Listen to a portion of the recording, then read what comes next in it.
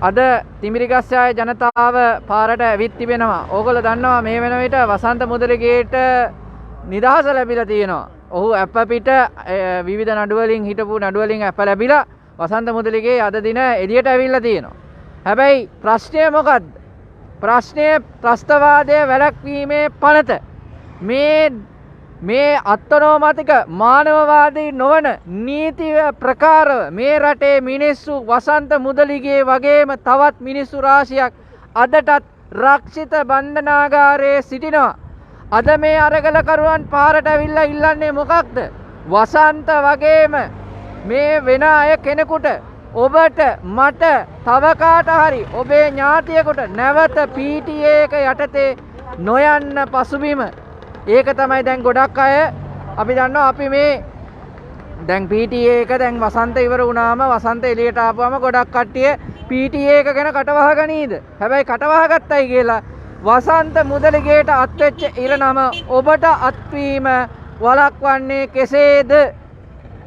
මේක තමයි අද මේ රටේ තිමිරිගස්සයාවේ ජනතාව එදා කාලේ ඉඳන් අපි දන්නවා මේ අරගලයේ ආරම්භයේ සිට මාර්තු වල ඉඳන් මෙම ස්ථානයේ මේ ආකාරයෙන් සාමකාමීව විරෝධතා කරන්නේ සතිපතා දිනපතා මේ විරෝධතා සිදු කරන්නේ ඇයි කියන එක තේරුම් ගන්න.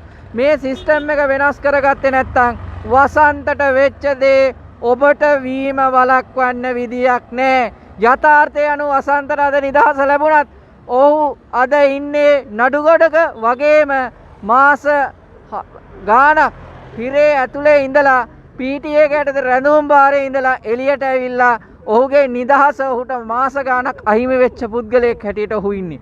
ඒ අහිමි වෙච්ච කාලය ඔහුට තරුණයෙක් හැටියට ආයෙ ලැබෙන්නේ නැහැ. කවුරුත් ඔරලෝසුව ආපස්සට කරකවලා දෙන්නේ නැහැ. ඒ හින්දා අපි තේරුම් ගන්න ඕනේ PTA කියන මේ ත්‍රස්තවාදයේ වැළැක්වීමේ පනත කියන ප්‍රශ්නේ අපි දැන්වත් ඉවරයක් කරලා දාන්න ඕනේ. ඒක මානවවාදී නීතියක් යටතට ගේන්න ඕනේ. ඒකේ කිසිම මානවවාදීත්වයක් ඒ PTA එකේ තිබුණේ නැහැ. ඒ හින්දා තමයි ඒක පොලිසිය දිගින් දිගටම අවභාවිතා කරන්නේ. අපි දන්නවා දැන් මේ විදිහට මේ වෙනකොට දන්නවා මේ රටේ අධිකරණය පවා පිළි අරගෙන තියෙනවා PTA එක ත්‍රස්තවාදයේ වැළැක්වීමේ පනත පොලිසිය විසින් අවභාවිතා කරනවායි කියන එක. එහෙමනම් අපි මහජන අදහස් වලට යොමු වෙන්න අවශ්‍යයි. විශේෂයෙන්ම අපි PTA එක සම්බන්ධයෙන් would you like to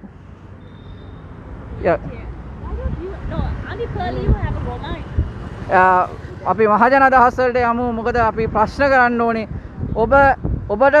ඔබ සතුටුයිද වසන්තාව එකට? ඔබ සතුටුයිද නැවත වසන්ත ඇතුළට ගියොත් මොකද කරන්නේ? තව කෙනෙක් ගියොත් මොකද කරන්නේ?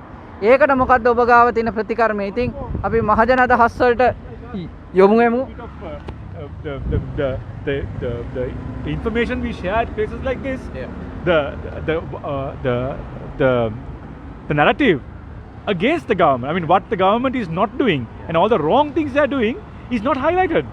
You know, because you want to switch. No, because the government, the main media, I'm saying I think about 85% of the media time is devoted promoting government agenda.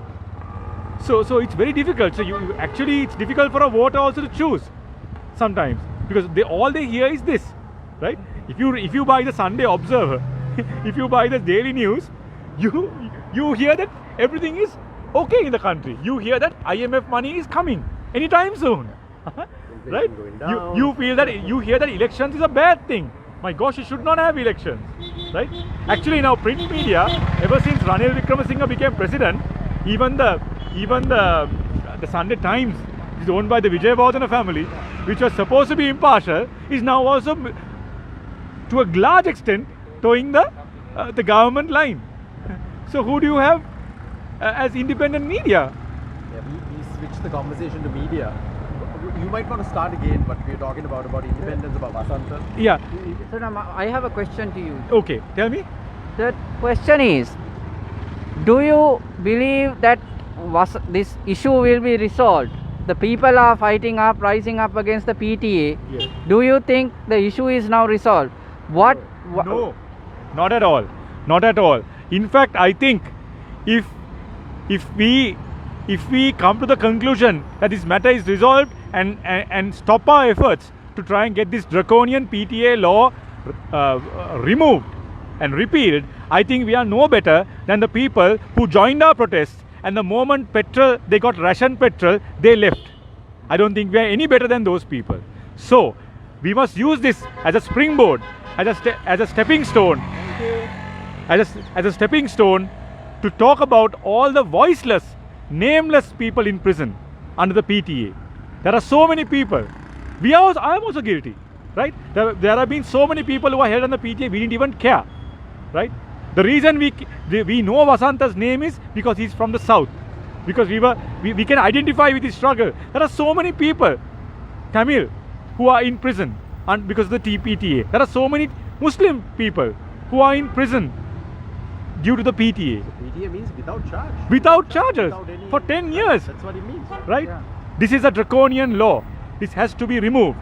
To all those people who said, let Vasanta rot in prison. He's a leader of the IUSF. IUSF is involved in ragging people. IUSF fellows are always coming out and protesting and causing traffic in Colombo. My answer to them is, if they are responsible for ragging, and they might be, charge them under the law. Being responsible for ragging does not make Vasanta a terrorist. So there are applicable laws in the country to all those Ranil Rajapaksa supporters who are trying to justify what Ranil is doing by saying, no, they are not studying.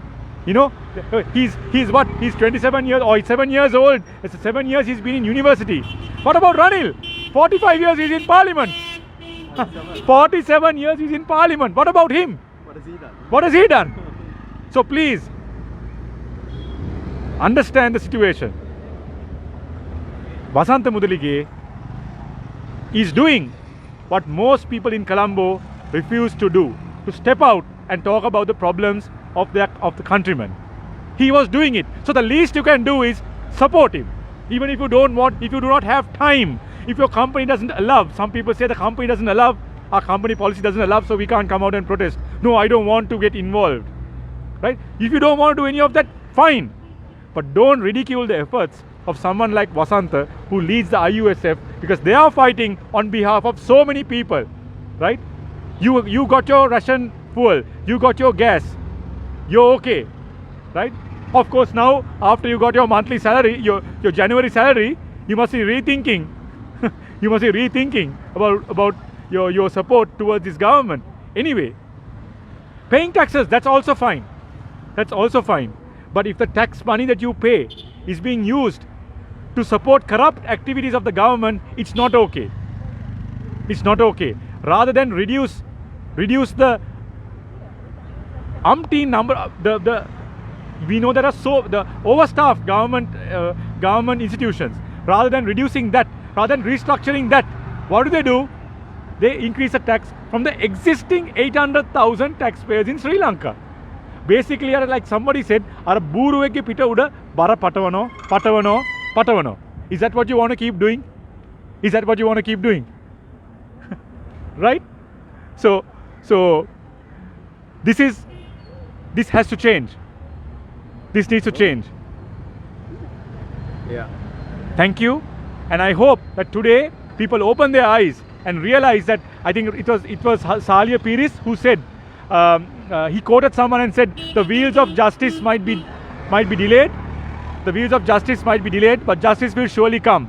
So today, after 160 days, justice finally came for Vasanta Mudalige. Also, the courts allowing Anuruddha's case to proceed against Deshabandhu Is I a think huge. that is also newsworthy, because that basically shows that there is a willingness on the side of the judiciary to let the law play out, right? Because that's a different charge, right? Against unlawful arrest, freedom of assembly, freedom of speech. So it's a slightly different matter to Vasanta's, but also an important matter, right? So we are seeing that the judiciary, if allowed to function independently, serves a purpose in a democracy, right? I think that's what we need to do. Just because Vasanta is free doesn't mean the judiciary is free, that law enforcement is without influence. And what we really need to do is to bring about the kind of system change that will free the judiciary, that will free law enforcement, so that rule of law is what governs a country, right? Democracy means the core to a democracy is the right to self-determination, right? That is the core to a democracy, right? That we are free, you know, our own agency as citizens, right? Our supremacy of the individual, right? So to have that, you first of all need a just, fair society governed by rule of law. So without the rule of law, none of this fight, none of this struggle is going to be able to get set, right? So, you know, everything that we fight for ultimately has to end there, right? We need to free the judiciary, we need to free law enforcement so that we can have a fair and just society in this country. And Chris, just coming back to you. All right, I'm gonna wind up, guys. Yeah. අපි සිංහලෙන් දැන් අපි දැක්කා අධිකරණයේ මේක දුන්න තීන්දුව ඓතිහාසික තීන්දුවක් දුන්නා ක්‍රිස්.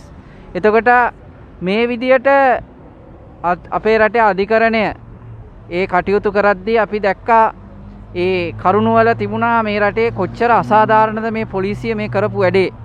එතකොට වැරදි කියන්නේ සාක්කි වල එහෙම දෙයක් කියලාත් නැතුව ඒගොල්ලෝ සාක්කි ඉන්ටර්ප්‍රිට් කරලා තිබිච්ච විදිය. ඇතැම් විට අනවශ්‍ය දේවලුත් කියලා තිබුණා සාක්කි වල. එතකොට මේ අයට මේ විදියට මේ රටේ පොලිසිය විමර්ශනයක් කියන්නේ පුද්ගලයෙක්ට සාධාරණ ලෙස සිදුවෙන්න ඕන දෙයක්. එතකොට මේ පුද්ගලයාව මේ විදියට පීඩාවටපත් නොකර සිදුවෙන්න ඕන දෙයක්. අඩුම තරමේ මේ සිදුවීම් දාමෙන්වත් ඔබ හිතනවාද මේ අධික කියන්නේ පොලිසියේ හැසිරීම් රටාව වෙනස් වෙයි කියලා? මට හිතෙනවා චිරන්ත පොලිසිය දැන් කල්පනා කරයි. දැන් දෙපාරක් කල්පනා කරයි කියලා මට හිතෙනවා. ඉස්සරහට මොනවයි දෙයක් කරන්න ඉස්සෙල්ලා. ඒකට හේතුව මම කියන්නම්.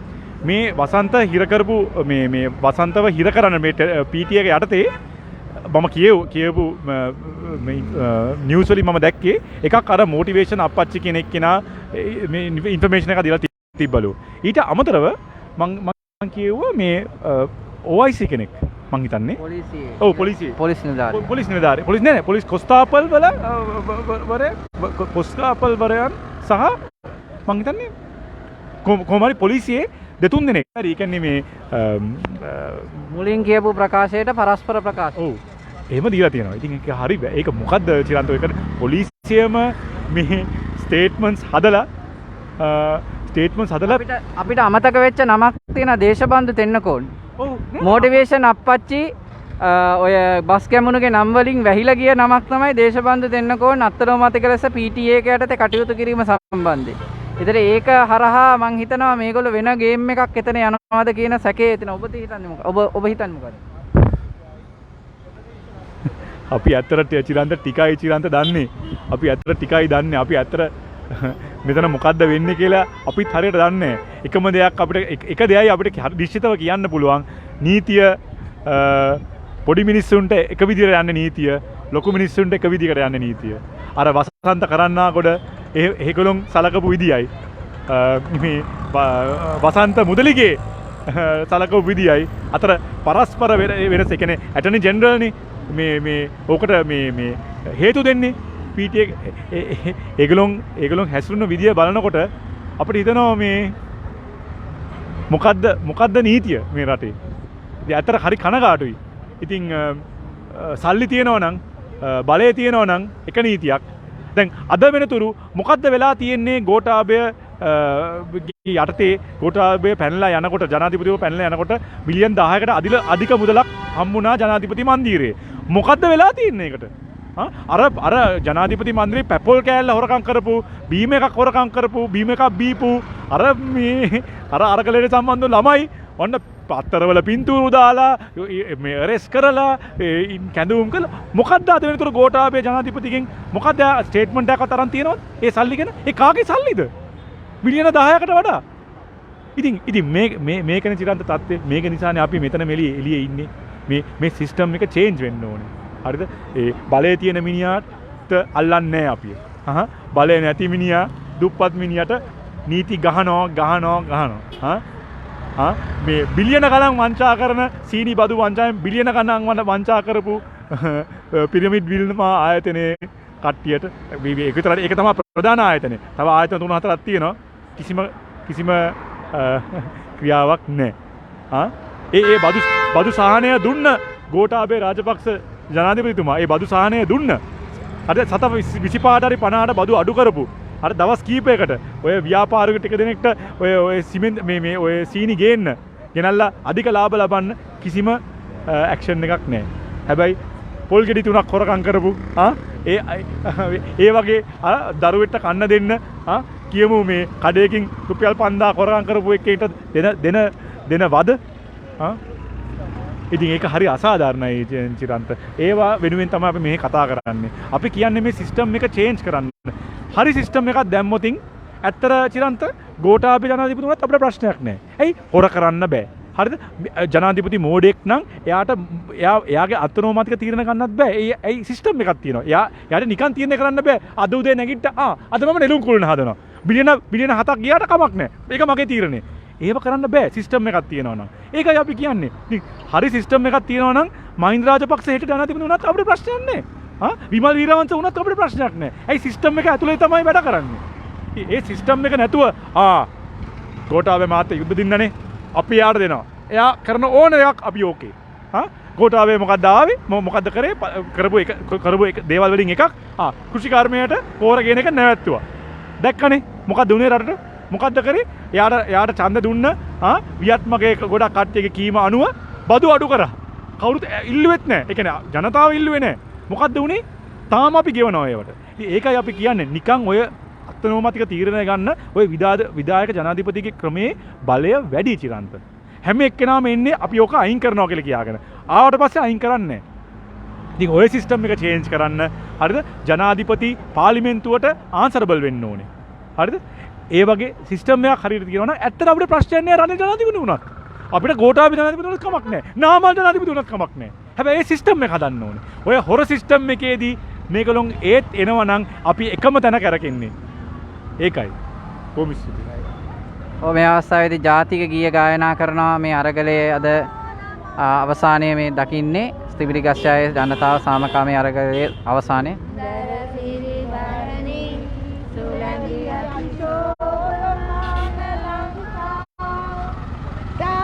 ධනයනක මල් පලතුරු ජය භූමිය රම්යා අප හට සැප සිරි සෙත සදන ශිරේ මාතා භක්ති පූජා නමෝ නමෝ